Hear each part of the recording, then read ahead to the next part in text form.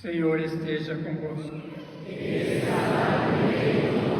Proclamação do Evangelho de Jesus Cristo segundo João.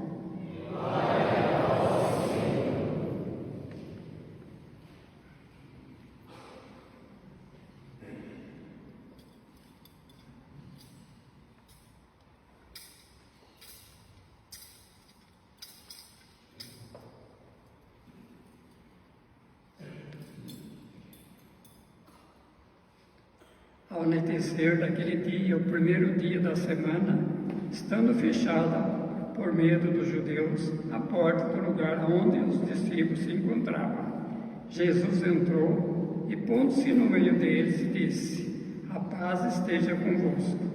Depois dessas palavras, mostrou-lhes as mãos e o lado. Então os discípulos se alegraram por ver o Senhor.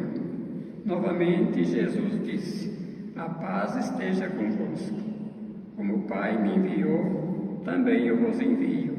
Depois de ter dito isso, soprou sobre eles e disse: "Recebei o Espírito Santo. A quem perdoares os pecados, lhes serão perdoados.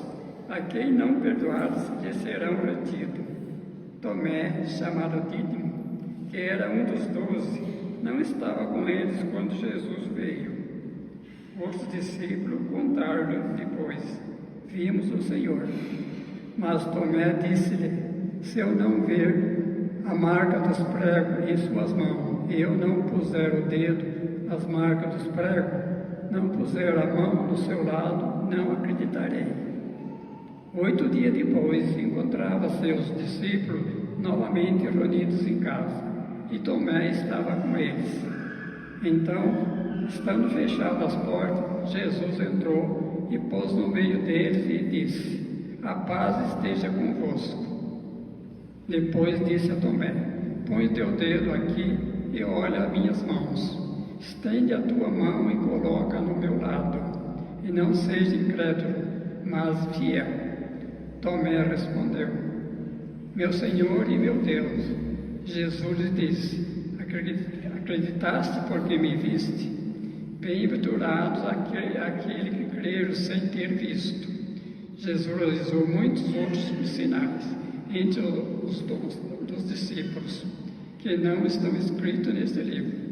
Mas estes foram escritos para que acrediteis que Jesus é o Filho de Deus, para que, crendo, tenhais a vida em seu nome. Palavra da salvação.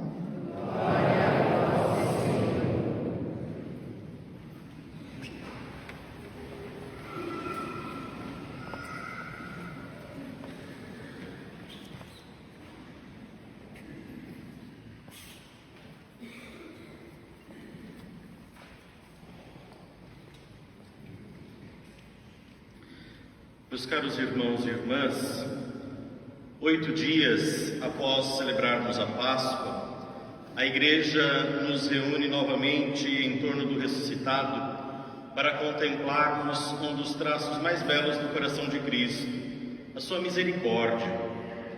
Este domingo, que conclui a 8ª da Páscoa, estes 8 dias celebrados como um único, não é apenas uma continuação da Páscoa, mas é como que uma lente que nos permite enxergar mais profundamente aquilo que a ressurreição significa para nós. Deus não venceu apenas a morte, mas Ele veio ao encontro da nossa miséria, e isto com amor. Ele olhou para a nossa miséria com o seu amor divino. O Evangelho que nós acabamos de ouvir conduzia-nos ao cenáculo, onde os discípulos estão reunidos com as portas fechadas por medo dos judeus. Este detalhe é muito importante. As portas estão fechadas porque os apóstolos estão repletos de medo. Afinal, se fizeram o que fizeram com o Senhor Jesus, que pregava tão bonito, que realizava curas e milagres, que não poderiam fazer com eles, que eram apenas seguidores de Jesus? Então vejam, o medo, ele sempre fecha. O medo fecha as portas, o medo fecha também as nossas portas interiores, fecha o nosso coração, fecha a esperança, fecha a nossa confiança em Deus. Eles estavam com medo, e este medo de algum modo era também expressão da sua falta de confiança, era expressão da sua desesperança. Olhavam para diante e viam apenas os judeus, tinham medo deles. Mas é exatamente aí que Jesus entra. E Jesus não espera que os discípulos estejam prontos, mas Jesus, ele apenas vem ao encontro dos seus. Reparem que Jesus não exige que aqueles apóstolos tivessem uma fé perfeita. Jesus nem mesmo os repreende por eles terem fugido e o deixado sozinho na hora da cruz. Jesus simplesmente entra, atravessando as portas fechadas, e diz a eles: a paz esteja com vocês. A paz esteja com vocês.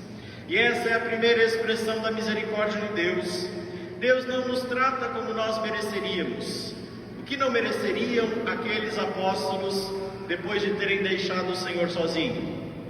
Mas Deus não nos trata como exigem as nossas faltas. Ele nos trata como nós precisamos. Ele sabe que nós somos necessitados do seu amor misericordioso. Aqueles apóstolos mereciam uma correção, mas da parte de Jesus recebem apenas a paz.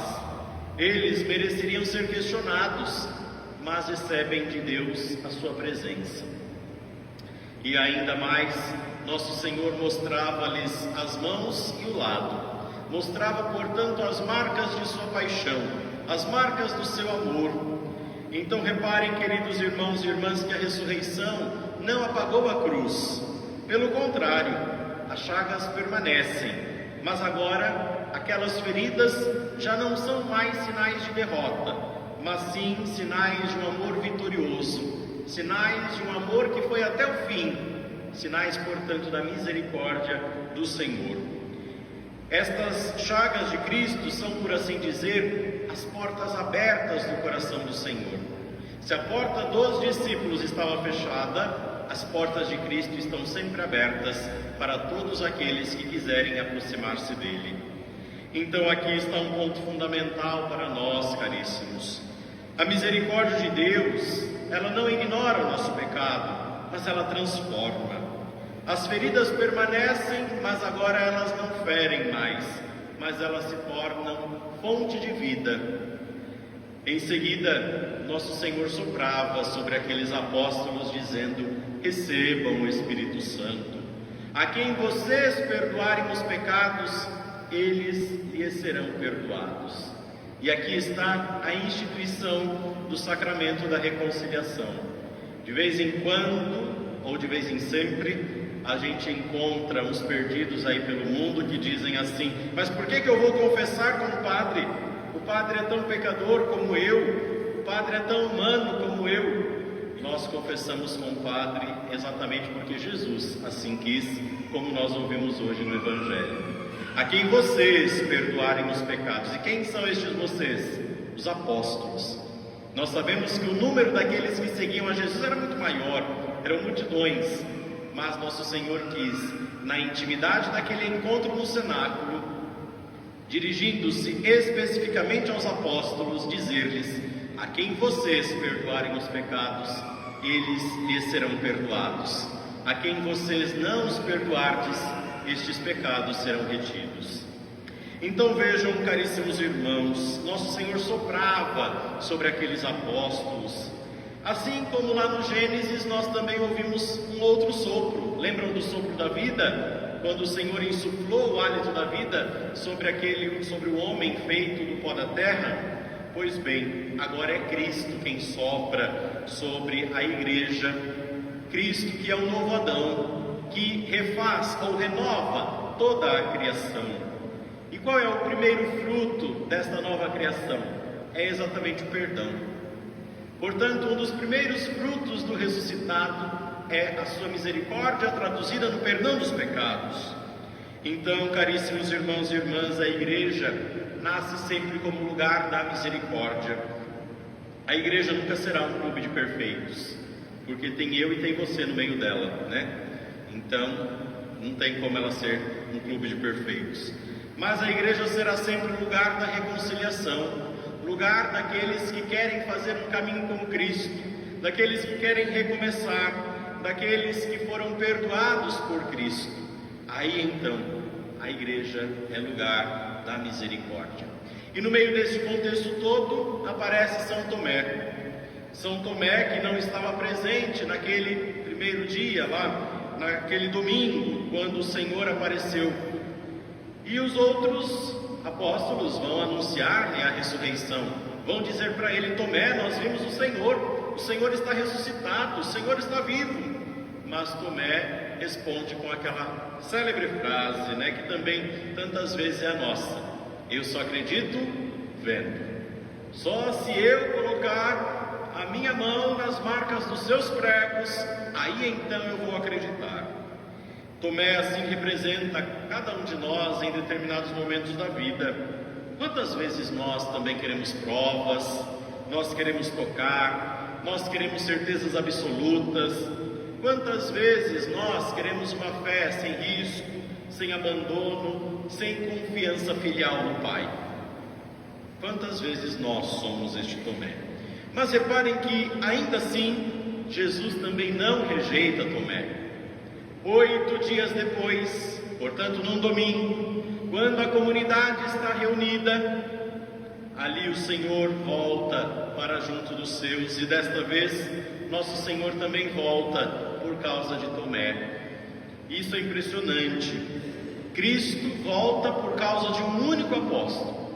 Os outros já tinham visto ele ressuscitado, os outros já tinham a certeza de que ele permanecia vivo. Tomé não. E Jesus volta então para encontrar-se com aquele seu apóstolo. A misericórdia de Deus, então, meus irmãos e irmãs, não é algo abstrato, mas ela é pessoal. Jesus ama a cada um concretamente. Jesus não ama a humanidade de um modo assim abstrato, não. Ele ama individualmente a mim, a você, a cada um de nós. É assim que Deus ama. Deus então aceita descer até a fragilidade de Tomé. Jesus, quando encontra com Tomé, não humilha a ele, mas atravessa a sua dúvida com amor. E diante deste encontro, São Tomé faz uma das mais belas profissões de fé do Evangelho: meu Senhor e meu Deus. A partir daquele encontro com o ressuscitado, ele então reconhece: Jesus é o Senhor da vida, Jesus é o seu Senhor. Aqui então é o ponto de chegada da misericórdia. Deus age de misericórdia para com cada um de nós, para que nós possamos transformar a nossa dúvida em fé, para que nós transformemos o nosso medo em confiança e a distância em encontro com a sua pessoa. E aí nosso Senhor conclui com uma palavra dirigida a cada um de nós: Tomé, você acreditou porque me viu, mas muito mais felizes, bem-aventurados serão aqueles que vão acreditar sem terem visto. E somos nós estes. Nós vimos o Senhor, ou melhor, nós não vimos com estes olhos da carne, mas acreditamos no Senhor e, portanto, o vemos com os olhos da fé. Nós cremos não porque somos melhores, mas porque nós somos alcançados pela sua misericórdia. E a segunda leitura da primeira carta de Pedro nos ajuda a compreender isso. São Pedro dizia que nós somos regenerados para uma esperança viva pela ressurreição do Senhor. Portanto, a ressurreição do Senhor, diz-nos São Pedro, ela nos abre a possibilidade de uma nova esperança. Então, a fé, ela dá sentido àquilo que nós vivemos. A partir da fé em Cristo Jesus ressuscitado, nós vamos enxergando todas as realidades de um modo novo. E a primeira leitura dos Atos dos Apóstolos nos mostrava um fruto concreto desta experiência da misericórdia do Senhor. Uma pessoa ou uma comunidade que experimenta a misericórdia de Deus, também ela se torna misericordiosa. E aí nós ouvimos falar que aquela primeira comunidade era uma comunidade unida, uma comunidade perseverante, uma comunidade generosa, que não guardava nada para si, mas colocava tudo em comum. Entre eles não havia necessitados. Uma comunidade, portanto, que partilha tudo e por isso mesmo vive na alegria. Então, onde a misericórdia é acolhida, ela também se torna vivida. Assim, meus caros irmãos e irmãs, este domingo da Divina Misericórdia nos convida a pelo menos 3 atitudes muito concretas. A primeira delas, deixar Jesus entrar nas nossas portas fechadas. Quem sabe nós estamos ainda com muito medo, quem sabe nós ainda estamos querendo nos resguardar em nós mesmos. Quantas vezes nós não queremos nem mesmo que Deus entre naquele cômodo escuro da nossa vida? É preciso escancarar as portas para Cristo, deixar que Ele venha nos iluminar com a sua vida. Depois somos chamados a nos aproximar da misericórdia de Deus. O ressuscitado confiou à sua igreja o dom do perdão. A igreja é depositária deste dom. Então, meus caros irmãos e irmãs, não podemos carregar sozinhos o peso do pecado. Precisamos nos lançar nos braços misericordiosos do Senhor. Será que você se confessou para a Páscoa? Ou será que você ainda teve medo de se abrir à misericórdia do Senhor? E por fim, se experimentamos a misericórdia, precisamos nos tornar instrumentos dela no meio do mundo. Quem experimenta o perdão, aprende também a perdoar. Quem foi acolhido, aprende a acolher. E no mundo como o nosso, marcado por julgamentos, por dureza de coração, por indiferenças, o cristão é chamado a ser sinal vivo da misericórdia de Deus. Então hoje, meus caros irmãos e irmãs, contemplemos o ressuscitado, contemplemos a Ele com suas chagas gloriosas, e olhando para Ele nós poderemos compreender. A última palavra de Deus sobre a nossa vida não é o pecado, não é o fracasso, não é a morte. A última palavra de Deus para cada um de nós é sempre a misericórdia. O Senhor quer ter para conosco um relacionamento vivo, um relacionamento de uma amizade bonita. É Ele nosso grande amigo, Ele quer nos dar a vida. Louvado seja nosso Senhor Jesus Cristo. Aleluia, aleluia.